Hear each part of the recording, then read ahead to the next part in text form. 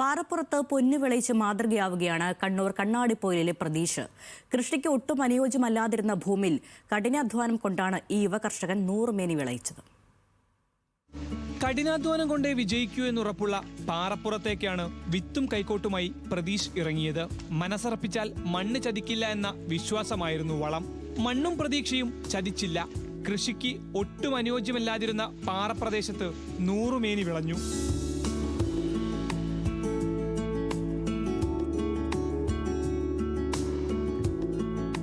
കണ്ണാടിപ്പൊയിലെ പ്രതീഷ് കുട്ടൻ എന്ന യുവ കർഷകന്റെ കഠിനാധ്വാനമാണ് തരിശുകിടന്ന ഈ നിലത്തെ ഹരിതാപമാക്കിയത്. വിഷു വിപണി ലക്ഷ്യമിട്ടായിരുന്നു വിത്തിറക്കിയത്.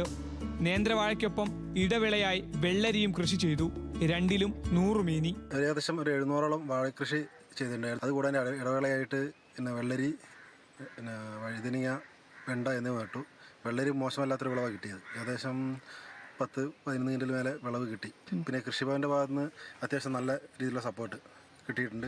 കൃത്യമായ വളപ്രയോഗവും ജലസേചനവും കണ്ണുതെറ്റാത്ത പരിചരണവുമാണ് ഈ പാറപ്പുറത്തെ ഫലപുഷ്ടമാക്കിയത്.